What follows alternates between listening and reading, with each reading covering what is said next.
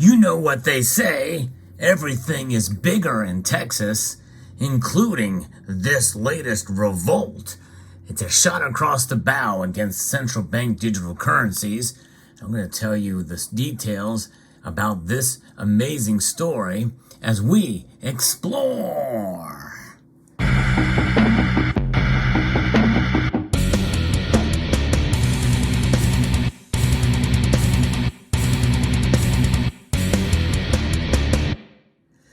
That's right.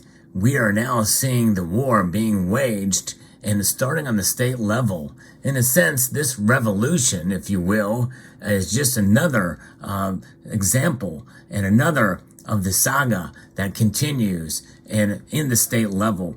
And we're talking about a very big state. In fact, Texas, which used to be a republic, they have their own electric grid. And there's a lot of things that are a little different in Texas. It has this spirit of independence. It's a large state, both geographically and by population. It has a lot of electoral votes. And there is a spirit in Texas that I think is quite unique compared to any other state around the world. They have their own depository as well.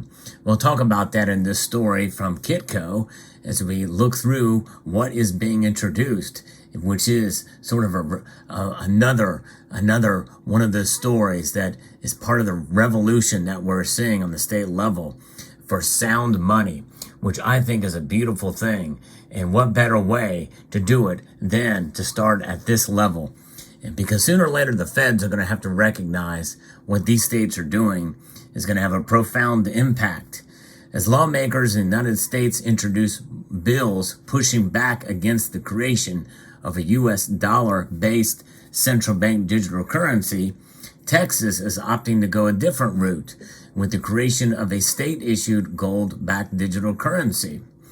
Based off the text of Senate Bill 2334, which was introduced by State Senator Brian Hughes, and House Bill 4903, which was introduced by State Representative Mark D'Orazio, the legislatures are looking to require the state comptroller to establish a digital currency that is backed by gold and fully redeemable in cash or gold. That's right, gold is going to be the weapon. And in a sense, really, for you and I, we've already used it as a weapon to protect against inflation that is battling against us. And in this piece here, they recognize it as well, too, as shared with me by the member of the community. The comptroller shall establish a digital currency that is backed by gold so that each unit of the digital currency issued represents a particular fraction of a troy ounce of gold held in trust. The bills state, adding that if needed, a private vendor can be enlisted to help establish the digital currency. Now, again, digital currencies and the like of any sort, they have their own set of problems.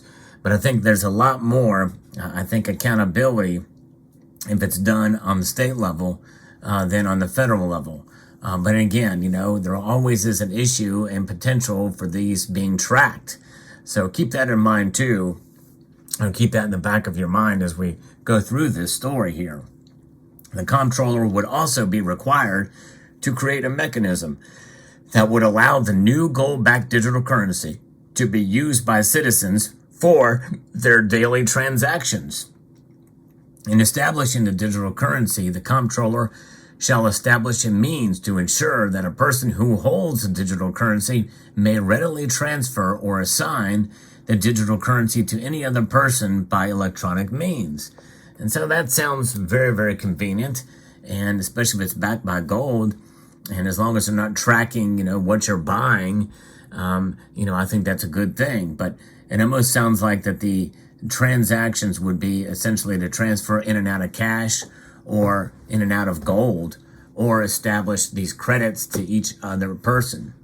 I don't think it necessarily means that this would be used to buy goods and services, but I could be wrong, but that's not how I read that.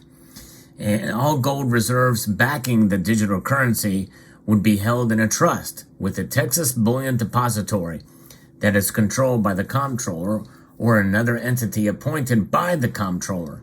The trustee shall maintain enough gold, physical gold that is, to provide for the redemption in gold of all units of the digital currency that have been issued and are not redeemed for money or gold, the bill reads. So that's good. So they've got to have enough of this metal here on hand in order to redeem, if so desired. And I think that's great. That's getting back to kind of the foundation of what money is, right? You want something that's going to constrain the money supply so that you can indeed preserve its value. So that, whereas there's no constraints on this. This dollars are printed and, so much now, and it's really stretching the faith that the world has on it. And this is one of the reasons why some of these BRICS nations are looking to find alternatives or to create their own, currencies to trade back and forth. Whereas gold is the ultimate money, the ultimate sound money. And that's exactly what this bill recognizes. And that's great. All gold reserves backing the digital currency would be held in this trust. And again, it's about having enough gold to be able to provide for the redemption. There will be no limit on the amount of gold-backed digital currency that Texans can purchase. As soon as a purchase is made, the comptroller will be required to buy a fractional number of troy ounces of gold equal to the amount of units of the digital currency issued to the purchaser, and issue to the purchaser a number of units of the digital currency equal to the amount of gold that the comptroller purchases with the money received from the purchaser. So there it again. There's an accounting for this, and that's what that section is about.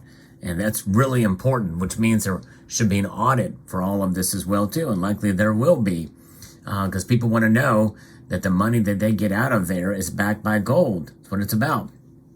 The article continues. When someone holding the digital currency wants to redeem it for cash, all they would need to do is present it to the comptroller or a designated agent, who will then sell gold held in the depository account equal to the redemption amount and transfer the funds to the redeemer, minus any fees. Now, what those fees will be, I don't know. And will it be worth it to do that? I don't know. But that's something that they'll have to hash out and figure out. Holders can also elect to redeem the digital currency for, you guessed it, this metal itself, for gold. The comptroller or one of its designated agents may manage redemption of the digital currency for gold by the use of bars or coins or standard sizes, and may pay fractional remainders in cash as necessary to facilitate the transaction. Now, that's pretty cool. Bars or coins. So very likely we could see bars or coins, like such as you see here. It could be a maple leaf, it could be an eagle, Krugerrand, or what have you, commonly utilized. Very well could be held in tubes and the like, and be able to redeem for those.